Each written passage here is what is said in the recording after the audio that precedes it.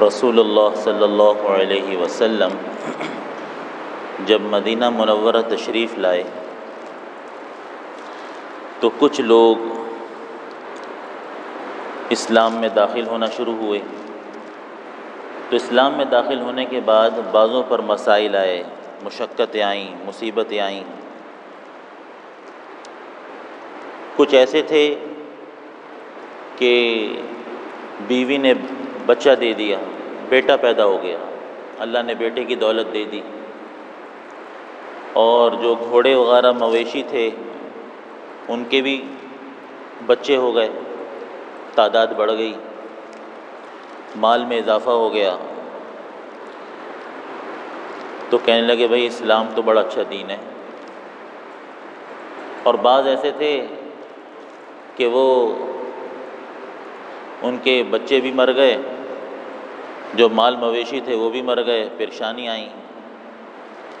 ایک یہودی تھا، وہ اسلام لایا، تو اسلام لانے کے بعد اندھا ہو گیا، اولاد مر گئی، مال بھی چلا گیا۔ تو جس کے اوپر حالات آئے اس نے کہا کہ بھائی یہ تو دین اچھا نہیں ہے، اور جس کے اوپر حالات نہ آئے، مزے آئے اس کے اوپر، کہنے لگا دین تو بڑا اچھا ہے۔ تو یہ یہودی جس کے اوپر یہ پریشانی آئی آ کے حضور صلی اللہ علیہ وسلم سے کہنے لگا اپنی بیعت واپس کر لیجئے، مجھے آپ سے بیعت ہونے کی کوئی ضرورت نہیں ہے، اندھا ہو گیا ہوں، مال چلا گیا ہے، بچے مر گئے ہیں۔ تو رسول اللہ صلی اللہ علیہ وسلم نے ارشاد فرمایا یہ اسلام بطور امتحان کے آدمی کو پگھلاتا ہے، جیسے سونے کو پگھلایا جاتا ہے، لوہے کو پگھلایا جاتا ہے، میل علیحدہ ہو جاتا ہے، کھرا علیحدہ ہو جاتا ہے، کھوٹا علیحدہ ہو جاتا ہے۔ اسی موقع پر قرآن حکیم کی آیات نازل ہوئیں۔ وَمِنَ النَّاسِ مَن يَعْبُدُ اللَّهَ عَلَى حَرْفٍ فَإِنْ أَصَابَهُ خَيْرٌ اطْمَأَنَّ بِهِ وَإِنْ أَصَابَتْهُ فِتْنَةٌ انقلب عَلَى وَجْهِهِ خَسِرَ الدُّنْيَا وَالْآخِرَةَ ذَلِكَ هُوَ الْخُسْرَانُ الْمُبِينُ۔ لوگوں میں سے بعض ایسے ہیں کہ جو اللہ کی عبادت ایک کنارے پر کھڑے ہو کے کرتے ہیں، ایک کنارے پر۔ اس کی مثال یوں ہے کہ کوئی آدمی جب دو لشکروں کے درمیان جنگ ہونے لگے نا، تو ایک کنارے پر اوپر کی طرف کھڑا ہو جائے اور دیکھے کون جیتتا ہے، میرے دنیاوی مفادات کہاں زیادہ ہیں۔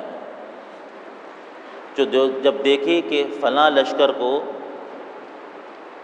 اللہ تعالیٰ ہزیمت شکست دے رہا ہے اور دوسرا لشکر جو ہے وہ جیت رہا ہے، تو بس جو جیت رہا ہو اس کے ساتھ ہو جائے کہ میرے دنیاوی مفادات اس کے ساتھ ہیں۔ اس آدمی کی مثال جو حالات موافق ہیں، حالات سازگار ہیں تو دین پر چل رہا ہے، اور اگر مفادات نہیں ہیں، فائدہ کوئی نہیں ہے، تو دین کو چھوڑ دیا۔ ایسے آدمی کی مثال اللہ تعالیٰ نے یہ فرمائی، مَن يَعْبُدُ اللَّهَ عَلَى حَرْفٍ، ایک کنارے پہ رہ کر اللہ کی عبادت، دین پر چلتا ہے۔ یعبد سے مراد صرف نماز روزہ نہیں ہے، پوری عبادت، پورا دین، اللہ کے احکام۔ فَإِنْ أَصَابَهُ خَيْرٌ اطْمَأَنَّ بِهِ، دنیا کے مفادات اسے ملیں تو یہ مطمئن ہو جاتا ہے۔ فَإِنْ أَصَابَتْهُ فِتْنَةٌ انقلب عَلَى وَجْهِهِ، مسائل آئے، پریشانیاں آئیں، دین پر چلنے میں تکلیف ہو رہی ہے، دین کا کام کرنے میں اذیتیں آ رہی ہیں، منہ موڑ لیا، انقلب علی وجہہ، اللہ فرماتے ہیں خسر الدنیا والآخرہ، دنیا کبھی سے گھاٹا، آخرت کبھی سے گھاٹا، دونوں گوا دیے، دونوں کا نقصان۔ فرماتے ہیں اللہ تعالیٰ کی یہی بڑی ناکامی ہے، ذالک هو الخسران المبین۔ پریشانیاں تو آتی ہیں، حدیث شریف میں آتا ہے اشد الناس بلاء الانبیاء، سب سے زیادہ مصیبتیں اور پریشانیاں اور تکلیفیں وہ انبیاء علیہم الصلاۃ والسلام پر آتی ہیں۔ ثم الامثل فالامثل، پھر جو انبیاء علیہم الصلاۃ کے سب سے زیادہ مشابہ، سب سے زیادہ ان کی طریقے پر چلنے والے ہوتے ہیں، ان کے اوپر آتی ہیں۔ بخاری شریف میں امام بخاری رحمۃ اللہ علیہ نے اس حدیث کو عنوان ڈالا ہے پورا، سب سے زیادہ مشقتیں اور پریشانیاں انبیاء پر آتی ہیں۔ تو ظاہر ہے یہ ہمارا دین ہے، یہی ہمارا امتحان ہے، لیکن اللہ ہاتھ تھامتا ہے، جو جم جائے نا اپنے دین پر، اللہ کی فرما برداری پر، اللہ کے ساتھ ہو گیا، وہ اللہ اسے ضائع ہونے نہیں دیتے۔